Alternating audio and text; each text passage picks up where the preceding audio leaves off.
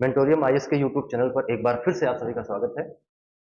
जैसा कि आप जानते हैं कि हम लोग यूपीएससी या जो भी स्टेट पीसीएस के एग्जाम है उनकी प्री प्रिपरेशन के लिए डेडिकेटेड है ये चैनल। तो उसी क्रम को आगे बढ़ाते हुए आज हम लोग नए लेक्चर में आ गए हैं। हिस्ट्री की एक सीरीज हम चला रहे हैं जिसमें मॉडर्न इंडियन हिस्ट्री पहले की जा रही है।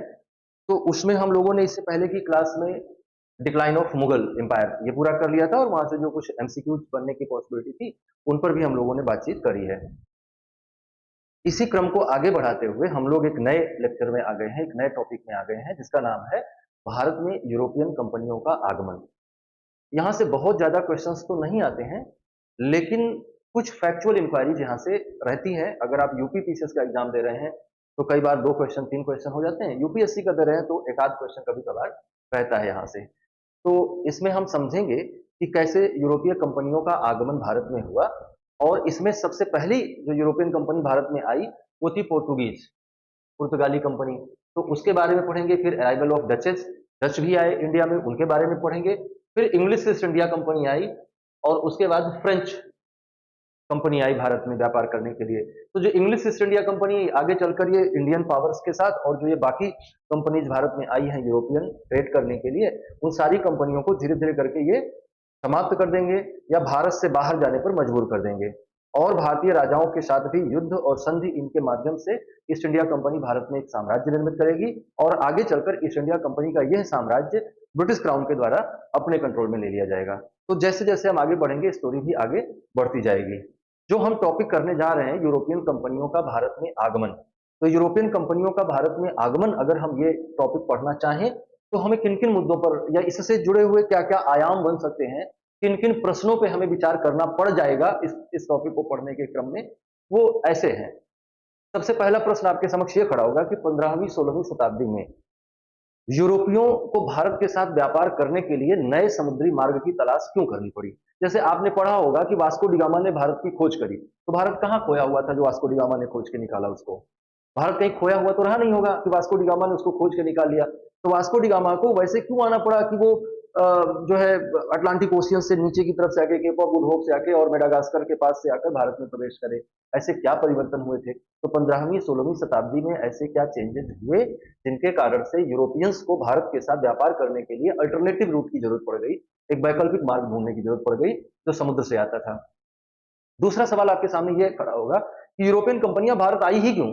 ऐसा क्या था कि इतना जोखिम में डाल के बार्थोलोमेओ डियाज, फिर कोलंबस, फिर वास्को डिगामा पहुंचता है और फिर पुर्तगाली कंपनियां, फिर डच कंपनियां, फिर ब्रिटिश कंपनियां और फिर फ्रेंच भारत में आ गए और आकर भारत में अपना प्रभाव स्थापित करने के लड़ने लगे। ऐसा भारत में क्या था जिसके कारण से ये सारा प्रैक्टिसेस की गई, सारा एक्सरसाइज किया गया? तीसरी बात यह है कि जब यूरोपियन कंपनियां भारत आईं तो उस समय भारत की सामाजिक आर्थिक राजनीतिक स्थिति कैसी थी, और जो काम यूरोपियन कंपनियों ने भारत में आकर किया वो भारतीय क्यों नहीं कर पाए? ऐसा क्यों हुआ कि वास्को डिगामा भारत से चलकर वास्को डिगामा पुर्तगाल से चलकर आया और भारत की खोज की? ऐसा क्यों नहीं हुआ कि भारत से कोई चल के गया हो और पुर्तगाल ढूंढ लिया हो? ऐसा क्यों नहीं हुआ? तो इन सारे प्रश्नों पर आज हम सिलसिलेवार ढंग से चर्चा करने वाले हैं। इस चर्चा को आगे बढ़ाने से पहले थोड़ा कुछ चीजें आपको जान लेनी चाहिए। जानने वाली बात इसमें यह है, हम बहुत डिटेल में नहीं जाएंगे, लेकिन अपने रेफरेंस के लिए, ताकि आपको ये कॉन्सेप्ट क्लियर कर समझ में आए, अपने रेफरेंस के लिए आपको इस मैप को देखना चाहिए। ये मैप है, दुनिया का मैप है ना? ये मैप है जो आपको ये दिखाएगा कि 15th 16th सेंचुरी में ऐसे क्या चेंजेस आए जिसके कारण से यूरोपियंस को भारत के साथ ट्रेड करने के लिए एक नया मार्ग ढूंढना पड़ा। भारत से एक चीज विदेशों के लिए निर्यात की जाती थी, भारत से एक चीज यूरोपियन नेशंस के लिए निर्यात की जाती थी, जिसे ब्लैक पेपर, काली मिर्च, या इसे प्राचीन भारत में यवन प्रिया के नाम से जाना जाता था। संस्कृत में इसके लिए यवन प्रिया शब्द प्रयोग किया गया है। यवन प्रिया शब्द का मतलब यह है कि यवनों को बहुत प्रिय है ये, मतलब कि ये ग्रीस, यूनान, उनके आसपास की कंट्रीज में प्राचीन काल से ही इसका व्यापार होता था और यूरोपियंस इसके बदले सोना देते थे और इसे ब्लैक गोल्ड के नाम से जाना जाता था। तो इतना महत्वपूर्ण चीज भारत में थी जो यूरोपियन देशों में जिसकी बहुत ज्यादा डिमांड थी, और इसके कारण से प्राचीन काल से ही यूरोप के साथ भारत के व्यापारिक संबंध थे। मसाले, सूती वस्त्र, बहुमूल्य पत्थर, ये सब भारत से निर्यात होकर यूरोपियन देशों के लिए जाया करते थे। इस निर्यात में बहुत बड़ा जो रोल होता था, यहां से कई सारे व्यापारिक मार्ग जाकर और यूरोप में यहां से प्रवेश करते थे। कई सारे व्यापारिक मार्ग में इसमें जो चीन से जाने वाला व्यापारिक मार्ग था जिसको हम रेशम रूट कहते हैं, वो भी उस रास्ते से जाता था। और इन हिस्सों में वो कई हिस्सों में बट के अलग अलग हिस्सों के लिए जाया करता था, अलग अलग हिस्सों में व्यापार किया करता था।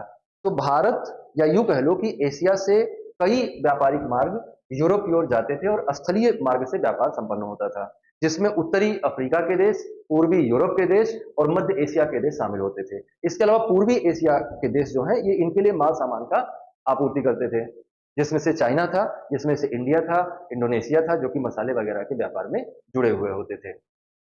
फिर ये जो हिस्सा है, ये जहां ये जो रेड वाला हिस्सा देख रहे हैं आप, ये बेसिकली ओटोमन एम्पायर के नाम से जाना जाता है। उस्मानी डायनेस्टी ने इस पूरे क्षेत्र पर शासन किया, उस्मानी वंश ने इस पूरे क्षेत्र पर शासन किया और इसे ओटोमन एम्पायर के नाम से जाना जाता है।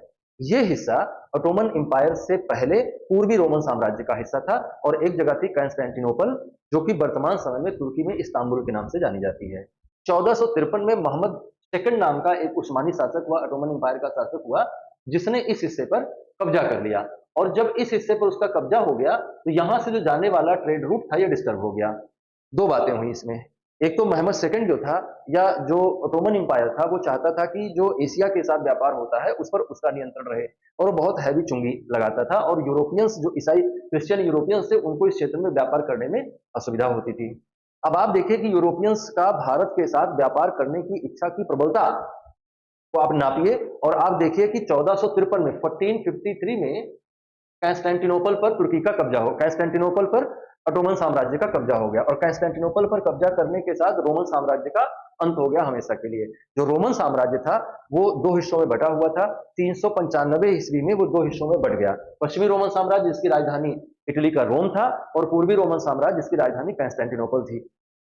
तो पूर्वी रोमन साम्राज्य ये 330 से लेकर और 1453 तक पूर्वी रोमन साम्राज्य बना रहा। 1453 में मोहम्मद द्वितीय ने इस पर आक्रमण करके इसको हमेशा के लिए समाप्त कर दिया। तो पूर्वी रोमन साम्राज्य के पतन के कारण से उन स्थलीय मार्गों पर तुर्कों का कब्जा हो गया, जिनके माध्यम से एशियाई देश यूरोपीय देशों के साथ व्यापार किया करते थे और वो ट्रेड रूट डिस्टर्ब हो जाने के कारण यूरोपियंस की जो काली मिर्च की डिमांड थी, जो भारतीय सूती रेशमी कपड़ों की डिमांड थी, जो भारतीय बहुमूल्य पत्थरों की मांग थी, जो भारतीय मसालों की मांग थी, वो बाधित हुई। उस बाधा को समाप्त करने के लिए इनके पास एक ऑप्शन था कि इससे लड़ते और इस मार्ग पर व्यापार करने के लिए इस पर दबाव डालते, जो कि इनके लिए पॉसिबल नहीं था। इसलिए इन्होंने वैकल्पिक समुद्री मार्गों की तलाश शुरू करी और उनकी इस इच्छा की इंटेंसिटी का अनुमान आप इस बात से लगा सकते हैं कि 1453 ईस्वी में कंस्टेंटिनोपल का पतन होता है। हिंदी की किताबों में उसे कुस्तुनतुनिया कहा जाता है।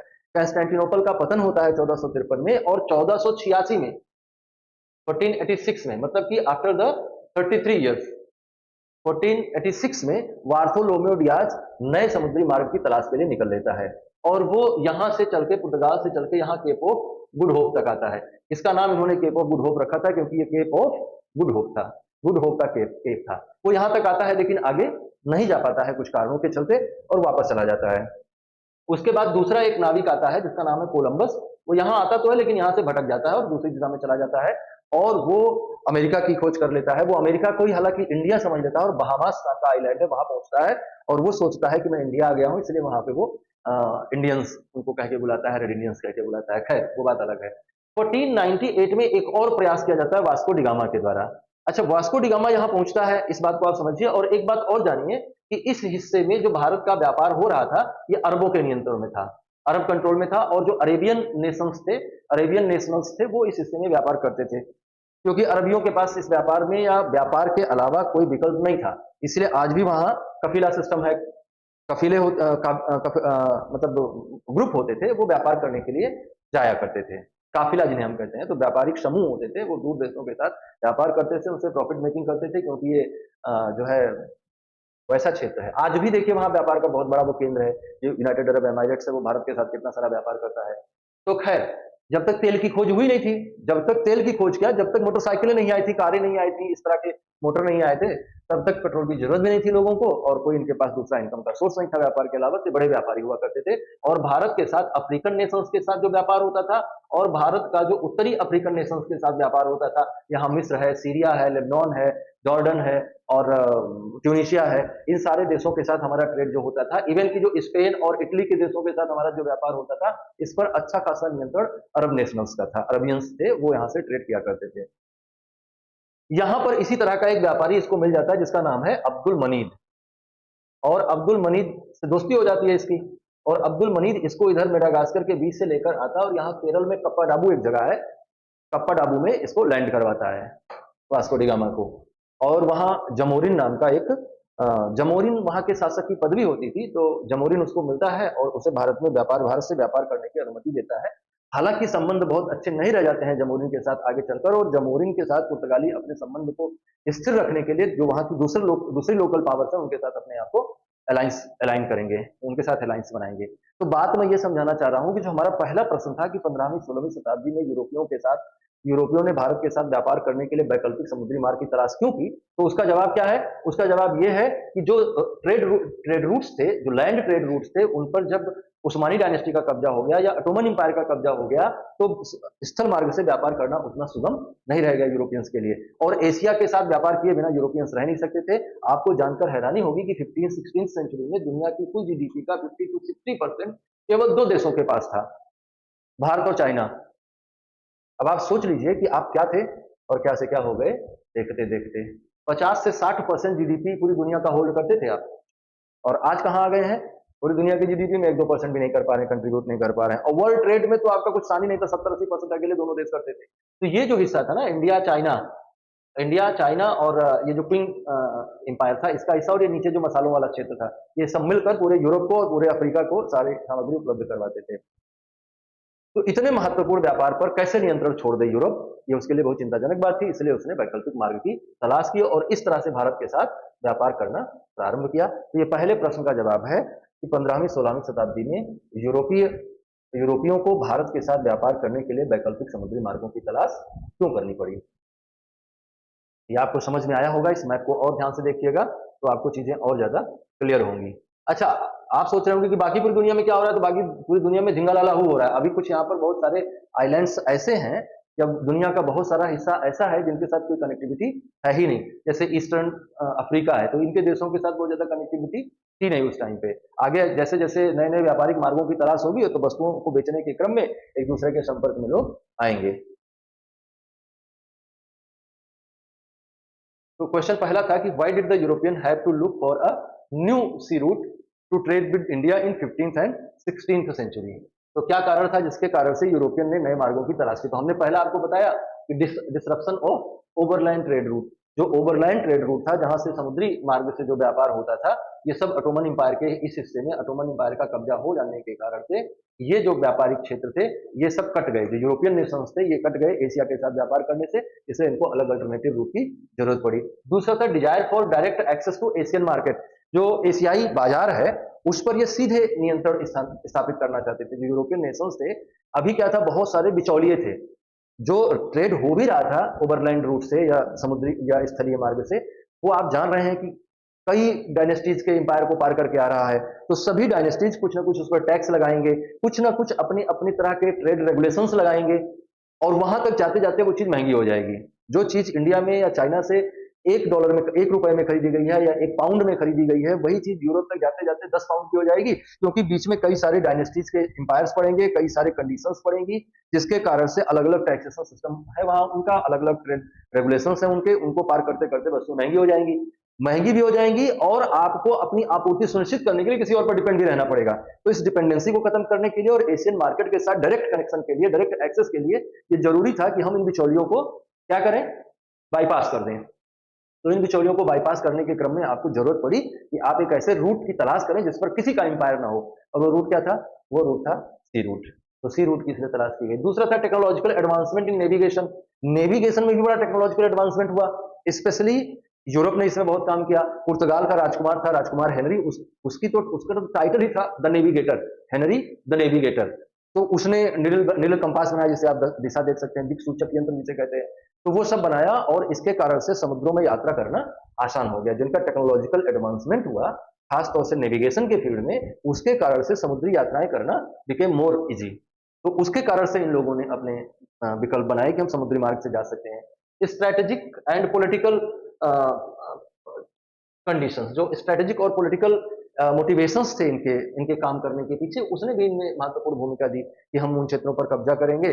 और स्ट्रेटेजिक मोटिवेशन क्या था कि अगर इंडिया जैसे क्षेत्र पे हम कब्जा करते हैं तो या हम वहां से व्यापार करते हैं, इंडिया के साथ अपने मार्केट एक्सेस को बढ़ाते हैं, तो हम इंडोनेशिया और चाइना और जो दूसरे आइलैंड नेशंस हैं उनके साथ भी व्यापार अपना कर पाएंगे। तो ये सारे कारण रहे जिसके कारण से 15th-16th सेंचुरी में यूरोपियंस ने भारत के साथ व्यापार करने के लिए अल्टरनेटिव सी रूट को तलाशा, व्यापारिक मार्ग को तलाशा।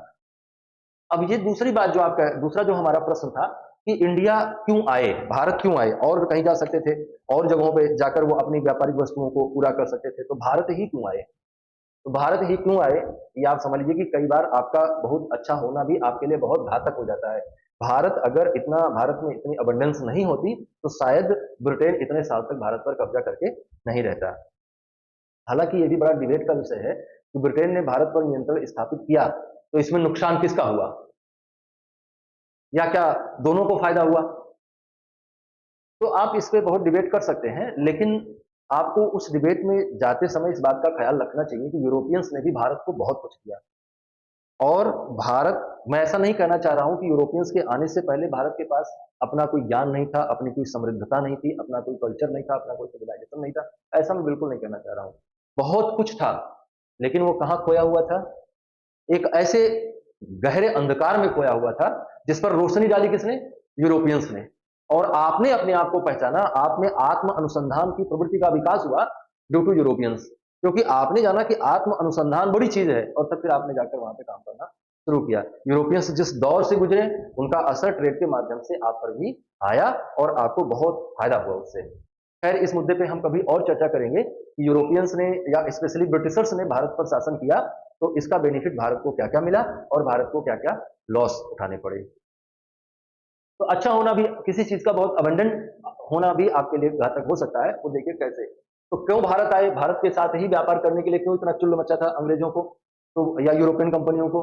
तो वो देखिए, एक तो था abundance of high demand commodities, जिनकी मांगे बहुत ज्यादा थी यूरोप में, उनकी उनकी अबंडेंस थी यहाँ पर। जैसे हमने बताया ना, यवन प्रिया, यवन प्रिया ब्लैक गोल्डन थी यूरोप में।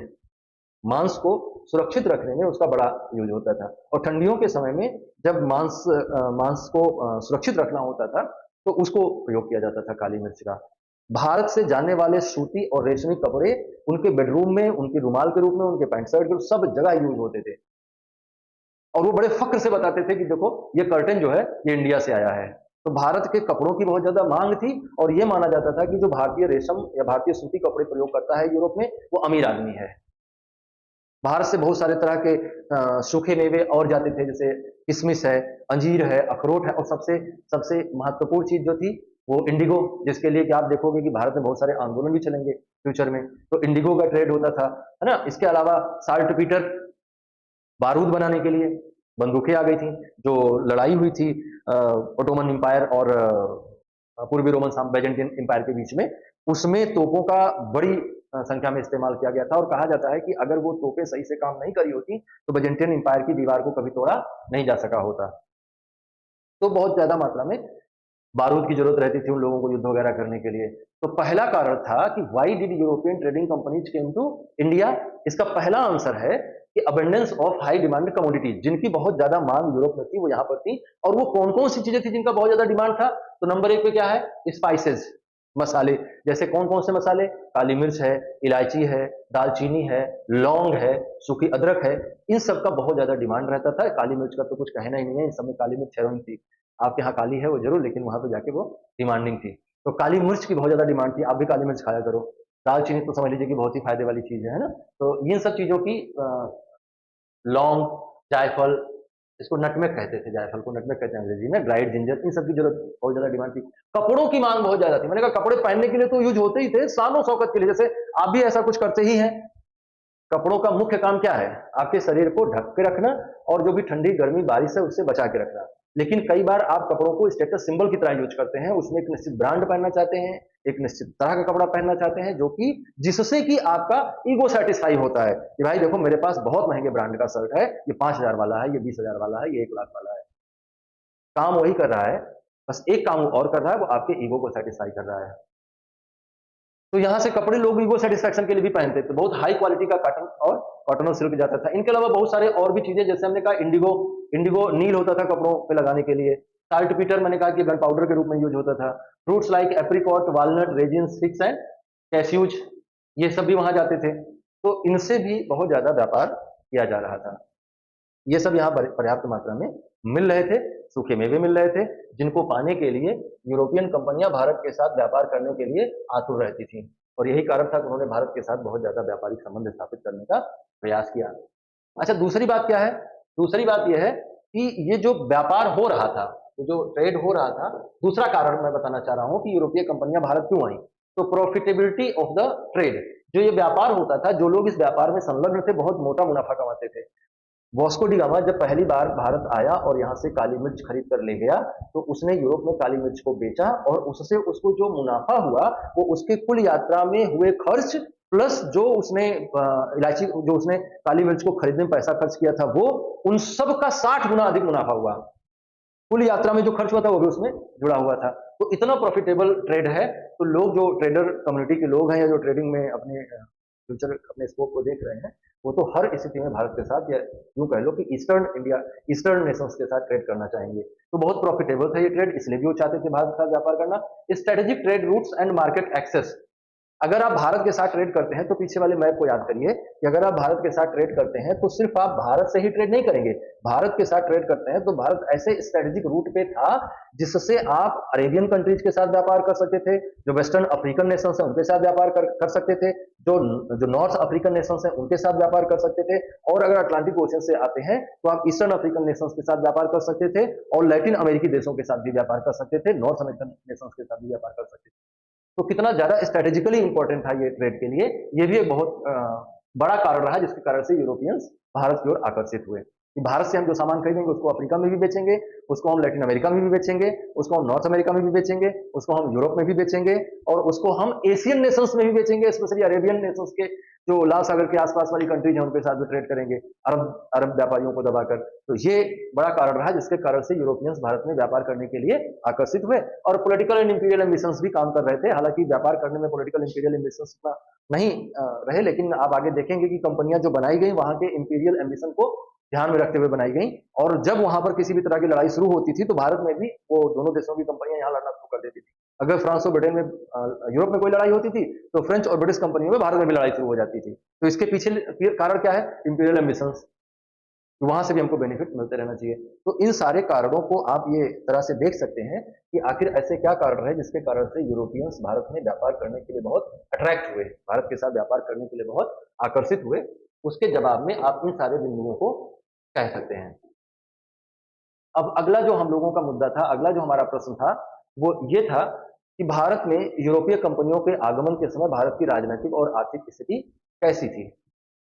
तो ये थोड़ा समझने वाली बात है। हालांकि वो यहाँ पर राजनीतिक रूप से प्रभाव स्थापित करने के लिए नहीं आए थे, लेकिन अगर हम पॉलिटिकली बड़े साउंड होते तो ये मुनाफे वाले व्यापार पर हमारा नियंत्रण होता।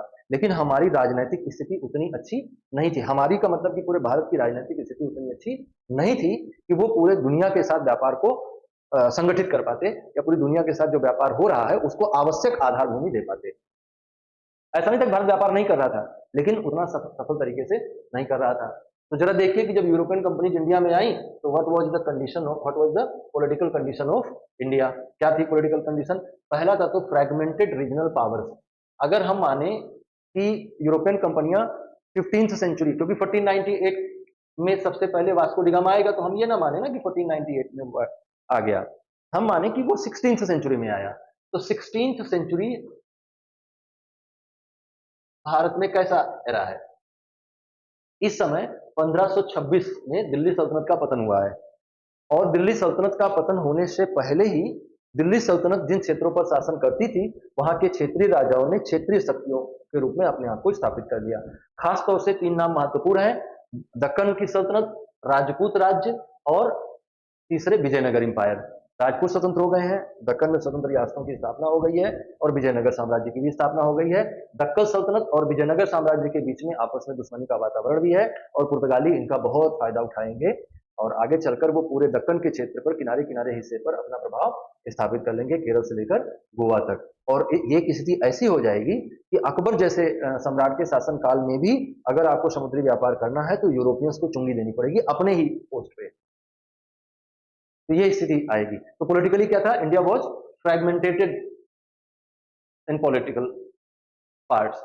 और दूसरा था कि इसी समय इमरजेंस ऑफ मुगल पावर भी हो रही है, मुगलों की सत्ता का विस्तार हो रहा है। 1526 हमने बताया कि बाबर ने इब्राहिम शाह लोदी को पराजित कर दिया पानीपत के पहले युद्ध में, और इब्राहिम शाह लोदी पराजित हो गया, जिसके कारण से क्या हुआ, दिल्ली सल्तनत का समापन हुआ और उसके स्थान पर मुगल साम्राज्य की स्थापना हुई।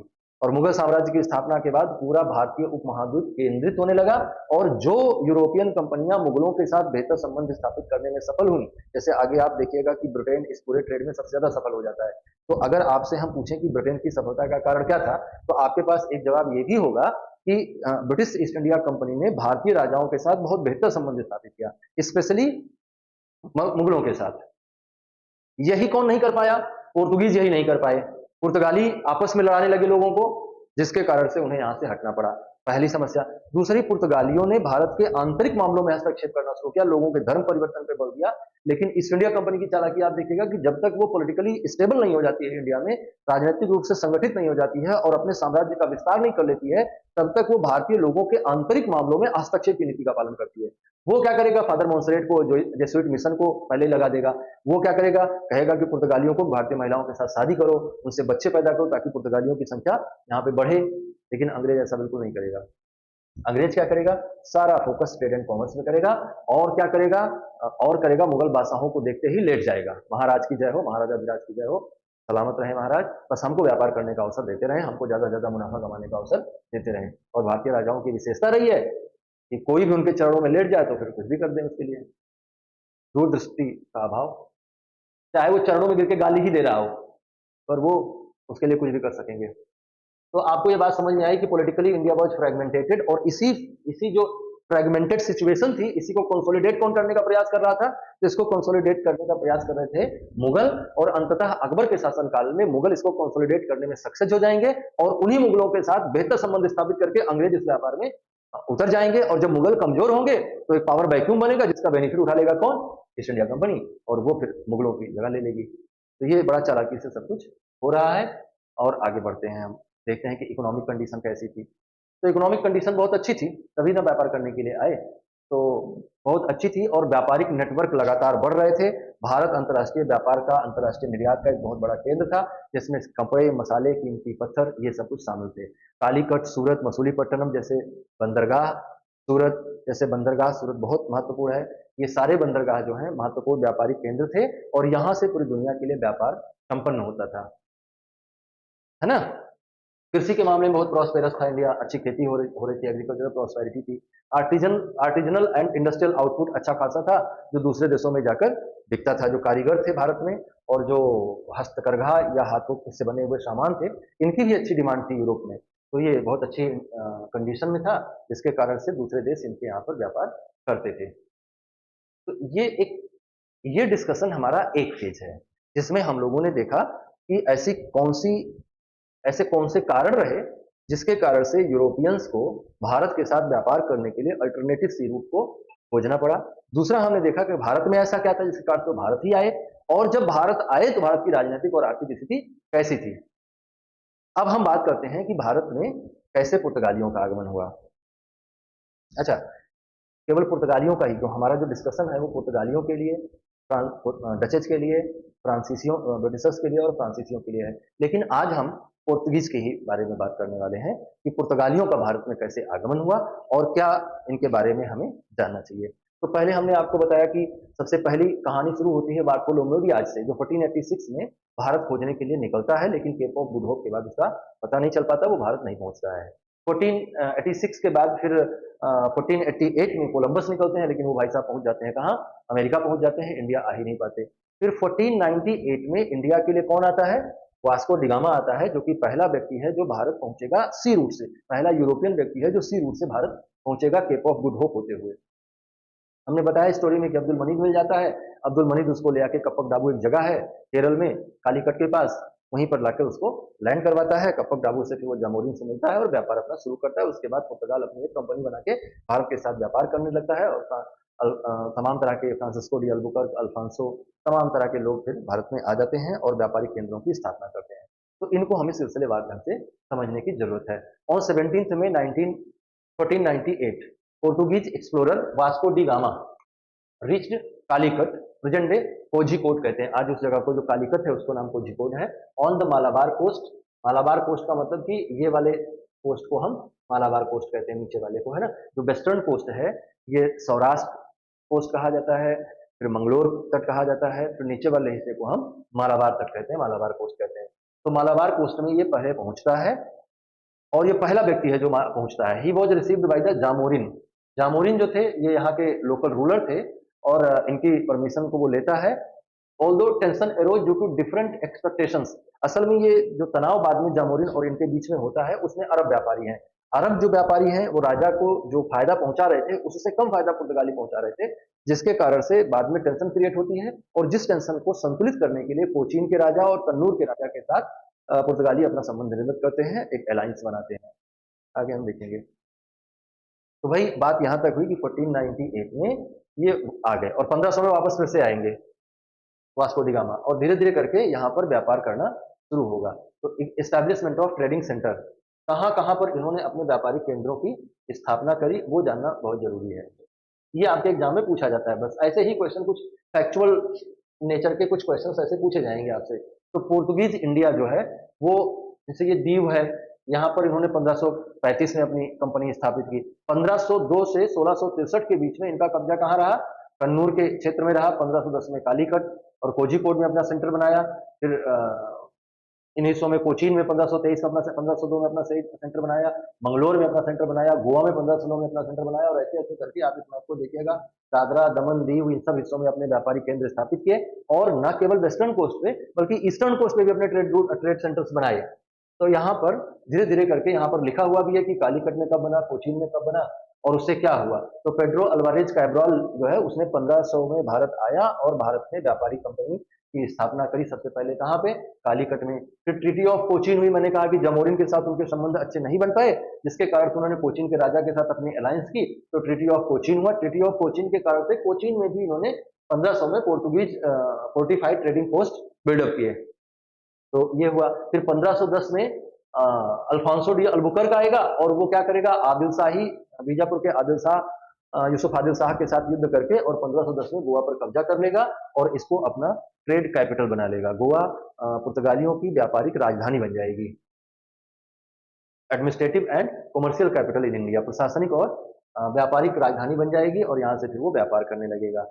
और फिर आप देख रहे हैं जैसा कि मैप में, फिर वो आगे वेस्टर्न कोस्ट में कई जगहों पर अपने व्यापारिक मार्ग बनाएंगे, जिनमें से बासी है, दमन है, दिवसई जो है वर्तमान समय बंबई के पास, इन सब हिस्सों पर भी उसका प्रभाव बढ़ जाएगा और इन सब जगहों पर अपने व्यापारिक केंद्र बनाएंगे। इनको जरूर से जरूर रट लीजिएगा, बहुत इंपॉर्टेंट है, यहाँ से क्वेश्चन आपके एग्जाम में पूछे जाते हैं, है ना। कि कहाँ पे सबसे पहली कंपनी बनाई है, वो 4 इस ऐसे जगहों के नाम दे देगा और पूछेगा कि कहाँ पर थी या कहाँ पर नहीं थी यूरोपीय पुर्तगाली व्यापारी कंपनी का मुख्यालय, कहाँ पे था कहाँ पे नहीं था, ये सारी बातें आप समझिएगा। तो यहाँ से व्यापार करने लगे। अब अगली बात जो इनके बारे में जानने वाली है वो ये है कि भारतीय राजाओं के साथ इनके संबंध कैसे थे, क्योंकि ये भी आपके एग्जाम में पूछा जाएगा, है ना, कि भारतीय राजाओं के साथ या जिन भी राजाओं के साथ इनके संधि हुई थी या जिन भी राजाओं के साथ इनके रिवेलियस रिलेशंस थे, उन सब पे क्वेश्चन आपके लिए पूछा जाएगा। तो relations of Portuguese company with Indian Kings, the Portuguese establishment relations with various Indian rulers through a combination of diplomacy, military engagement and the strategic alliances. तो ये रास्ते अपनाए, यही रास्ते सभी यूरोपीय कंपनियां भारत में आकर अपनाएंगी। कूटनीति के साथ संबंध निर्मित करेंगी, सैन्य संबंधों के साथ संबंध निर्मित करेंगी और फिर जो है भारतीय शासकों के साथ रणनीतिक गठबंधन भी बनाएंगी। तो किनके किनके साथ बेहतर संबंध थे जरा उनको भी देख लेते हैं, और किनके किनके साथ इनके अच्छे संबंध नहीं थे उनको भी हम लोग देख लेते हैं, है ना। तो सबसे पहला है कि अलायंस एंड कोऑपरेशन किसके किसके साथ था इनका, सहयोग और संबंध किसके किसके साथ है, सहयोग और गठबंधन किसके किसके साथ है। तो सबसे पहले इसमें क्या है, किंगडम ऑफ कोचीन, कोचीन के राजा के साथ इन्होंने बेहतर संबंध बनाए और कोचीन के राजा के साथ बेहतर संबंधों का परिणाम क्या हुआ कि इनको कोचीन में व्यापारिक कंपनियों की स्थापना करने की अनुमति मिल जाएगी और फोर्टिफाइड ट्रेडिंग पोस्ट बनाएंगे कोचीन में, marking their first significant foothold in India. और इस तरह से भारत में एक अपना नियंत्रण स्थापित करने का ये प्रयास करेंगे। कन्नानौर के राजा के साथ भी इनके संबंध अच्छे थे। Similar to Cochin, Kannanur allied with the Portuguese to counterbalance Calicut's influence, है ना। This alliance facilitated the establishment of another Portuguese trading center. तो इनके साथ भी इनके बेहतर संबंध थे। दरअसल एक थ्योरी काम करती है ना, जिसे एक थ्योरी काम करती है जिसे हम कहते हैं दुश्मन का दुश्मन। अगर आप अपने घर जा रहे हो और आप देखें कि पड़ोसी के घर के नीचे खड़ा होकर एक आदमी पड़ोसी को गाली दे रहा है, तो आपको कैसा लगेगा? आप थोड़ा खड़े होंगे, और भाई कैसे, क्यों गाली दे रहे हैं? तो वो भी कहेगा अरे बहुत गुस्सा आदमी है, जलन तो आपको भी है। आप भी कहोगे हाँ ये तो ऐसा ही है, चलो चाय पीते हैं बैठ के। अब जब चाय पियोगे तो फिर और चाय पे चर्चा होगी। तो दुश्मन का दुश्मन क्या होता है? प्राकृतिक मित्र होता है। शत्रु का शत्रु प्राकृतिक मित्र होता है। और यहाँ भारत में यही हुआ। यूरोपियन कंपनियां भारत में सक्सेस इसलिए रहीं क्योंकि उन्होंने इस थियरी का बहुत गहराई से एनालिसिस किया और बहुत गहरे से इसका पालन भी किया। कन्नौर के राजा के साथ भी इनके संबंध अच्छे थे, और वो भी किस कारण से? जमोरिन के अगेंस्ट। तो 1548 में ही visited Goa and expressed willingness to convert in Christianity although his commitment was later questions.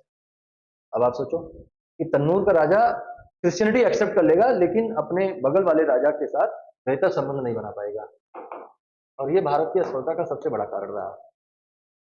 Conflict और होस्टाइल रिलेशन किसके साथ रहे? खराब संबंध किसके साथ रहे? ना, संघर्ष और शत्रुता का दौर किसके साथ रहा? तो सबसे पहले तो मैंने बताया कि कालीकट के जमोरिन के साथ रहा। इनिशियली तो इनके संबंध अच्छे थे, लेकिन जैसे जैसे समय बीता इनके बीच टेंशन एस्केलेशन हुआ। और हुआ क्यों? क्योंकि डिस्प्यूट, ट्रेड डिस्प्यूट हुआ, और जमोरिन जो था वो मुस्लिम मर्चेंट्स के साथ ज्यादा उसका इंटरेस्ट फुलफिल होता था बजाय पोर्तुगीज ट्रेडर्स के साथ, जिसके कारण से पोर्तुगीज ट्रेडर्स को पसंद नहीं करता था। और वो इस बात को जब पोर्तुगीज को पता चला तो उन्होंने उनके दुश्मनों को अपने साथ मिलाने का प्रयास किया। और इस क्रम में आपने देखा कि कन्नूर के राजा के साथ, कन्नानौर के राजा के साथ और कोचीन के राजा के साथ बेहतर संबंध बनाए गए। मुगल रिलेशन भी अच्छे नहीं रहे, हालांकि उतार चढ़ाव वाले रहे, पर अच्छे नहीं रहे। मैंने आपको बताया कि अकबर जैसे राजा के टाइम में भी मुगलों को समुद्र से व्यापार करने के लिए चुंगी देनी पड़ती थी पुर्तगालियों को, तो इतनी खराब स्थिति थी। बाद में शाहजहां के साथ इनका युद्ध भी होता है 1632 ईस्वी में। आदिल शाही सल्तनत बीजापुर के साथ मैंने बताया कि 1510 में गोवा छीन लिया था अल्फांसो डी अल्बुकर्क ने। डिप्लोमेटिक इन्वेडर्स में इन्होंने अकबर के दरबार में 1572 में एक एम्बेसी भेजी थी व्यापारिक संबंध के लिए। हालांकि अकबर से कोई लड़ाई वड़ाई नहीं हुई थी, और जेसुइट मिशन भी भेजा था। फादर एंटोनियो मॉन्सरेट था, वो अकबर के दरबार में रहता था और क्रिश्चियनिटी को प्रसारित करता था। Portuguese with other European companies, के साथ कैसे इनके संबंध रहे? तो पोर्तुगीज एंड डच रिलेशन, ये ठीक संबंध नहीं रहे, क्योंकि वो दोनों ही व्यापार में एक दूसरे का कंपटीशन करते थे, और भारत के व्यापार से अधिकतम बेनिफिट लेना चाहता था पोर्तुगीज भी, और अधिकतम बेनिफिट लेना चाहता था डच भी। तो इसके कारण से अच्छा, डच और पोर्तुगीज के बीच में वहां भी युद्ध की स्थिति रहती थी, यूरोप में भी युद्ध की स्थिति रहती थी, तो जिसके कारण से संबंध अच्छे नहीं थे, और बाद में बहुत युद्ध भी हुआ और इनको हटना भी पड़ा। तो the Dutch Portuguese war was global conflict, ये रिजल्ट ऑफ ग्लोबल कॉन्फ्लिक्ट था, एक्सटेंडेड टू इंडिया, जो कि भारत में भी दिखाई दिया।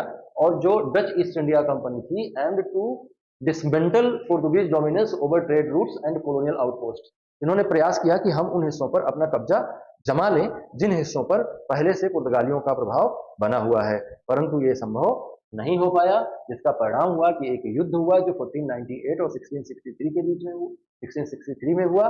और इसमें क्या हुआ कि अंततः जो है पुर्तगालियों की हार हुई।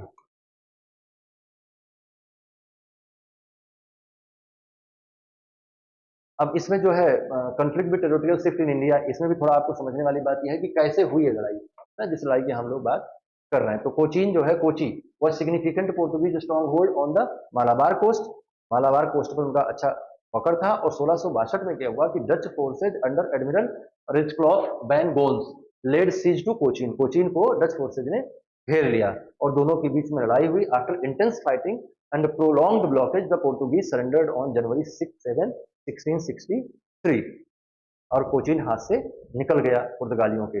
और कोचीन के हाथ से निकल जाने के कारण से इनकी स्थिति खराब हुई, और इनकी स्थिति जितनी खराब हुई उतना ही डच डोमिनेंस बढ़ गया, खासतौर से केरल के हिस्से में, क्योंकि कोचीन हमने बताया ना कि बहुत स्ट्रांगली कंट्रोल में था पुर्तगालियों के, लेकिन कोचीन के निकल जाने से पुर्तगाली बहुत कमजोर हो गए वेस्टर्न कोस्ट पे, खासतौर से मालाबार कोस्ट पे, सदर्न एरिया में। Dutch launch a series of military campaigns, है ना। बाद में क्या हुआ कि नंबर ऑफ मिलिट्री कैंपेन्स हुए, और targeting Portuguese forts and trading post by 1663, 1663 तक जाते जाते they had successfully captured key locations including Cranganore and Quilon, और इस सबसे क्या हुआ, effectively dismantling Portuguese control over the spice trade in the area. मतलब पूरे मालाबार कोस्ट पे 1663 तक जाते जाते डचों का कब्जा हो गया, और डचों के इस नियंत्रण के कारण से जो उस हिस्से में मसाले का ट्रेड होता था उससे पोर्टुगीज पूरी तरह से बाहर हो गए, और ये सारा ट्रेड कंट्रोल किसके हाथ में आ गया, डचेस के हाथ में आ गया। और पुर्तगालियों का प्रभाव वेस्टर्न कोस्ट पे जो था पहले कि मुगलों को भी उनको टैक्स देना पड़ता था, वो सब खत्म हुआ। और सबसे महत्वपूर्ण इनका जो सेंटर था वो था गोवा। यहां देखिए क्या हुआ गोवा में, तो Goa the capital of Portuguese in India faced periodic naval blockage by the Dutches during 17th century. बार बार वो उसको घेर लेते थे जाके जो डचेज थे। परिणाम स्वरूप आप समझ रहे हैं कि उनका कंट्रोल वहां पर कम हुआ। While not always successful they contribute to the overall decline of the Portuguese power in India. Goa भी इनके हाथ से कभी जाता रहा कभी आता रहा। हालांकि पूरी तरह से सफल ना होने के बावजूद भी डचेज पूरी तरह सफल नहीं हुए गोवा पर कब्जा करने में, लेकिन पुर्तगालियों ने डचों ने पुर्तगालियों के प्रभाव को बहुत कमजोर कर दिया इस पूरी प्रोसेस में। अब हम देखेंगे कि क्या संबंध रहे अंग्रेजों के साथ, पोर्टुगीज एंड इंग्लिश। तो पोर्टुगीज और इंग्लिश संबंधों की जब भी हम चर्चा करते हैं तो एक नाम बहुत जरूरी हमारे पास आता है, वो है बैटल ऑफ स्वाली। स्वाली का युद्ध हुआ क्या था उसमें, अंग्रेज सक्सेस हुए थे स्वाली के युद्ध में। पाइवोटल मोमेंट अगस्त 1612 में हुआ। कैप्टन थॉमस बेस्ट था जो कि लेड कर रहा था किसको, इंग्लिश फ्लीट को। पोर्ट ऑफ स्वाली जो है ये सूरत के पास है, सूरत के पास पोर्ट ऑफ स्वाली है, और यहाँ पर अंग्रेजों और पुर्तगालियों के बीच में एक लड़ाई होती है। अंग्रेजों के पास सेना कम होती है, सेना कम होने के बावजूद बहुत निर्णायक रूप से वो पुर्तगालियों को पराजित करते हैं, और जिसके कारण से 1613 में सूरत में अंग्रेज अपनी पहली फैक्ट्री स्थापित कर पाते हैं। तो इस तरह से उस हिस्से में भी, सूरत के आसपास के हिस्से में भी पुर्तगालियों को क्या हुआ, हालात खराब हुए, उनको वहां से हटना पड़ा, और ये इनके लिए और ज्यादा खराब सिचुएशन बन गई। जो इनके डिप्लोमेटिक मैन्यूवर्स थे, रणनीतिक युद्धाभ्यास थे और शिफ्टिंग अलायंस था, उसमें Portuguese had previously secured trading privileges with the Mughal empire. However their aggressive tactics and imposition of कार्टेज system the naval trade licence. कोई व्यापार करेगा तो इनको पैसा देना पड़ेगा, मैंने बताया कि मुगल भी इनको पैसा देते थे। तो इनकी इस आदत के चलते इनकी स्थिति या मुगलों के साथ जो इनके संबंध थे वो तनावपूर्ण हुए। इसके विपरीत मैंने आपको बताया था कि अंग्रेजों ने मुगलों के साथ कैसा संबंध स्थापित किया, मित्रवत संबंध स्थापित किया, और इस तरह से करके जो है इनको साइडलाइन करने में अंग्रेज सफल हो जाएंगे। स्वाली की जो जीत है अंग्रेजों की, इसने पुर्तगालियों को बिल्कुल कमजोर कर दिया, है ना। पीछे कोचीन हाथ से निकल गया इनके, स्वाली भी हाथ से निकल गया, स्वाली के निकलने के बाद सूरत भी हाथ से निकल गया, और ये देखिए कि अभी जो है बंबई का अधिग्रहण भी हो जाएगा। 1661 में चार्ल्स सेकंड जो कि ब्रिटेन के राजा थे और पुर्तगाल की राजकुमारी थी कैथरीन ऑफ ब्रेगंजा, इन दोनों के बीच में विवाह होता है। इस विवाह के द्वारा बंबई द्वीप को अंग्रेजी क्राउन को दहेज के रूप में दे दिया जाता है। हालांकि इसका कोई बहुत महत्व उस समय नहीं था, ये एक ऐसे ही छोटा मोटा आइलैंड था, लेकिन 1668 में ईस्ट इंडिया कंपनी को चार्ल्स सेकंड इसको पट्टे पर दे देते हैं। पट्टे मतलब कि लीज पर दे देते हैं, और फिर ईस्ट इंडिया कंपनी इसे नौसैनिक अड्डे में बदलती है मुंबई को, और मुंबई के नौसैनिक अड्डे से पश्चिमी भारत के हिस्सों पर अपना नियंत्रण स्थापित करने में सफल होती है। आगे चल के मराठों को भी वो यहीं से पराजित करेगी, और वेस्टर्न कोस्ट की जो पावर्स है उनको धीरे धीरे करके पराजित करेगी, लेकिन उससे पहले ये पुर्तगालियों को निकाल देगी। तो अभी आप देख रहे हैं कि ईस्ट इंडिया कंपनी का धीरे धीरे करके यहाँ पर विस्तार होने लगा, और ईस्ट इंडिया कंपनी भारत के अलग अलग हिस्सों में अपने ट्रेडिंग सेंटर्स खोलने लगी, जिसके कारण से क्या हुआ, डिक्लाइन ऑफ पोर्टुगीज इन्फ्लुएंस हुआ, वो खत्म हुए, और अपना जो फुटहोल्ड है उसको मेंटेन करने के लिए उन्हें संघर्ष करना पड़ा। अपने ट्रेड को रिवाइटलाइज करने के लिए उन्होंने स्टेप्स लिए। 1628 में पोर्टुगीज ईस्ट इंडिया कंपनी का गठन हुआ, लेकिन ये बहुत समय तक कुछ काम नहीं कर पाया। Meanwhile the English East India Company expanded its reach, establishing factories in key location like Madras, Calcutta, further diminishing Portuguese influence, और पूरी तरह से पुर्तगाल का प्रभाव बहुत कम हो गया। अब एक बहुत इंपॉर्टेंट चीज है, अभी आप ये नहीं सोचिएगा कि हमने वो बात नहीं करी कि पुर्तगाली कंपनी ने कैसे अपने यहाँ एडमिनिस्ट्रेशन एस्टैब्लिश किया, या Alfonso de Albuquerque, Francisco de Albuquerque, इन सबके नाम क्यों नहीं आए, और क्यों हमने ये नहीं देखा कि उन्होंने कैसे लड़ाई करी। तो इसके लिए हम आगे एक चैप्टर बनाएंगे जिसका नाम होगा कि ब्रिटिश ईस्ट इंडिया कंपनी ने कैसे अपनी पावर को एस्टैब्लिश किया। तो ब्रिटिश ईस्ट इंडिया कंपनी कैसे डचेस से लड़ रही है, कैसे पोर्टुगीज से लड़ रही है, कैसे फ्रेंच से लड़ रही है, ये देखेंगे, और फिर उसके बाद देखेंगे वो भारत के साथ कैसे लड़ रही है। तो आप क्रमिक रूप से समझेंगे, इसलिए घबराने की जरूरत नहीं है। आप हमारे साथ बने रहें, हम एकदम आपकी तैयारी को शानदार कर देंगे, मज़ेदार कर देंगे, जिंदाबाद कर देंगे और आप बहुत अच्छी तैयारी कर ले जाएंगे और आपका सिलेक्शन पक्का हो जाएगा, ये मेरी जिम्मेदारी है। आप हमको टाइम दीजिए, हम आपकी तैयारी को एकदम शानदार कर देंगे, ये मेरी गारंटी है। आपको किसी भी तरह से, किसी भी सेक्शन में, किसी भी पेपर में कोई भी कंफ्यूजन है, आप हमको सीधे मैसेज करिए, आप सीधे जो है वीडियो के नीचे अपनी रिक्वेस्ट डालिए या हमको व्हाट्सएप करिए, हम आपको उस विषय पर पूरी जानकारी उपलब्ध करवाएंगे। खैर, एक बहुत ज़रूरी बात जो आपके एग्ज़ाम में बार-बार पूछी जाती है, वो ये है कि भारत में पुर्तगालियों का जो सांस्कृतिक संपर्क रहा, उसको विरासत के तौर पे क्या-क्या वो देकर गए। तो यूरोपियन संपर्क से, जैसे पीछे हमने कहा कि यूरोपियन संपर्क से भारत को बहुत कुछ सीखने को मिला और बहुत कुछ नई चीज़ें मिली, तो उनमें पुर्तगालियों से क्या-क्या मिला, वो आप ज़रूर देखिए। तो भारत में आलू नहीं होता था, ये पुर्तगालियों की देन है भारत में आलू की खेती करवाना। हालाँकि आलू मूलतः पुर्तगाली फसल नहीं है, ये दक्षिणी पेरू और उत्तर-पश्चिमी बोलीविया में होने वाली फसल है, जिसे भारत में लाने का श्रेय पुर्तगालियों को दिया जाता है। इसी तरह से टमाटर, जो कि दक्षिण अमेरिकी फसल है, इसको भारत में लाने का श्रेय भी पुर्तगालियों को दिया जाता है। मक्का मैक्सिको और सेंट्रल अमेरिका में उगाई जाने वाली फसल है, ये भी पुर्तगालियों के संपर्क से भारत में आई। पपीता दक्षिणी मैक्सिको और मध्य अमेरिका में मूलतः होने वाला एक फल है, ये भी पुर्तगालियों के माध्यम से भारत लाया गया। मूंगफली, जो कि भारत में दिन से ज्यादा रात में खाई जाती है और बहुत उसका डिमांड रहता है रात में 8 बजे के बाद पीनट मसाले के रूप में, वो भी मूलतः भारतीय फसल नहीं है। ये बोलीविया, पराग्वे, अर्जेंटीना और ब्राजील के क्षेत्रों में मूलतः उगने वाली फसल थी, जिसे भारत में पुर्तगाली लेकर आए। ऐसा ही एक फल है अमरूद, जिसे हम गरीबों का सेब कहते हैं और मिनरल्स का खजाना कहते हैं। ये बोलीविया, पराग्वे, अर्जेंटीना और ब्राजील के क्षेत्रों में उगाया जाता था, जिसे भारत ये सॉरी सॉरी मैक्सिको और मध्य अमेरिका और कैरिबियन क्षेत्रों में उगाया जाने वाला फल था, जिसे पुर्तगाली भारत ले आए। ऐसा ही एक फसल है अवाकाडो, जो कि मैक्सिको और मध्य अमेरिका की उच्च भूमियों में उगाया जाता था, भारत लाया गया इसको। दूसरा एक बहुत खतरनाक चीज है तंबाकू, जिसका भारत बहुत बड़ा उत्पादक और सेवन करने वाला भी राष्ट्र है। ये बेसिकली दक्षिणी अमेरिका और बोलीविया, दक्षिण अमेरिका के बोलीविया क्षेत्र में उगाई जाने वाली फसल थी, उगाया जाने वाला पौधा था। उसको भी भारत लाने का श्रेय पुर्तगालियों को दिया जाता है। इसी तरह से मिर्च जो है वो दक्षिण अमेरिका, विशेष रूप से मध्य और दक्षिण अमेरिका में उगाई जाने वाला एक पौधा था, उसको भी भारत लाने का श्रेय दिया जाता है पुर्तगालियों को। काजू वर्तमान समय में बहुत सारे खाने की सामग्री में हम प्रयोग करते हैं, काजू की बर्फी बनाते हैं और तमाम तरह से प्रयोग करते हैं। ये मूलतः ब्राजील की फसल है। इसे अफ्रीकी उपनिवेशों और भारत के क्षेत्र में प्रचारित करने का काम किया पुर्तगालियों ने। एक आम है, बहुत फेमस है भारत में, अल्फांसो आम, जो महाराष्ट्र के क्षेत्र में उगाया जाता है, महाराष्ट्र गोवा के क्षेत्र में उगाया जाता है। इसको भारत में लाने का श्रेय अल्फांसो डी अल्बुकर्क को दिया जाता है और ये सेनापति था जिसके नेतृत्व में गोवा को जीता गया था।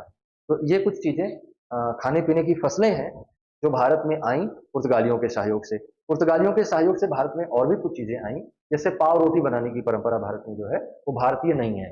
ये जो आटे आटे को हम फर्मेंटेट करके रोटी बनाते हैं, ब्रेड बनाते हैं, इनफैक्ट जिसको हम यहाँ ब्रेड बोलते हैं, वो बेसिकली इंडियन कल्चर नहीं है, वो इंडियन कुकिंग ट्रेडिशन नहीं है।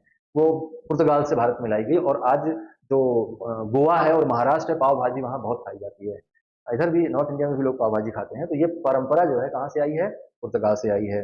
खाना पकाने में शराब का प्रयोग किया जाना और सिरके का प्रयोग किया जाना, ये परंपरा भी पुर्तगालियों की देन है।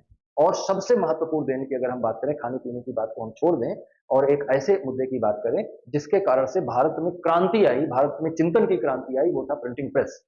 और भारत में 1556 में सबसे पहला प्रिंटिंग प्रेस गोवा में स्थापित हुआ, जो कि एक मिशनरी प्रिंटिंग प्रेस था और पुर्तगालियों के द्वारा स्थापित किया, जहां से धर्म की पुस्तकें और ईसाई धर्म के प्रचार के लिए प्रतियां छापी जाती थी बाइबल की। तो आप सोच सकते हैं कि कितना महत्वपूर्ण रहा भारत में इनका आना, पुर्तगालियों का। और इसके अलावा भी बहुत सारे क्षेत्रों में उनके प्रभाव को हम देखते हैं और बहुत सारी चीजों में, जैसे हम देखते हैं एक, जैसे हम यूज करते हैं लालटेन। लालटेन बेसिकली लैंटर्न वर्ड है, जो कि पोर्तुगीज भाषा का शब्द है। और लालटेन भारत में होती नहीं थी, लैंटर्न भारत में होता नहीं था। वो मॉडल जो है वो लाया गया है पुर्तगाल से और भारत में भी वो प्रचारित किया गया और लैंटर्न ना बोल पाने के कारण से लोग उसको लालटेन बोलने लगे। जैसे हम बोलते हैं अस्पताल, तो ओरिजिनल टर्म है हॉस्पिटल। हॉस्पिटल शब्द हम नहीं बोल पाते थे, इसके कारण से हम हॉस्पिटल को हमने अस्पताल में बदल दिया और अस्पताल को हमने अस्पताल में बदल दिया। हिंदी में हॉस्पिटल चिकित्सालय है, औषधालय है, लेकिन अस्पताल हिंदी भाषा का शब्द नहीं है, ये हॉस्पिटल का बिगड़ा हुआ शब्द है ना। तो बहुत सारा सांस्कृतिक प्रभाव रहा एक दूसरे पर पड़ा। और हम लोग पुर्तगालियों के बारे में पढ़ चुके हैं। अब अगली क्लास में डच, ब्रिटिश और फ्रेंच के बारे में पढ़ेंगे। तब तक के लिए आप अपना बहुत ख्याल रखें, बहुत खुश रहें। नमस्कार।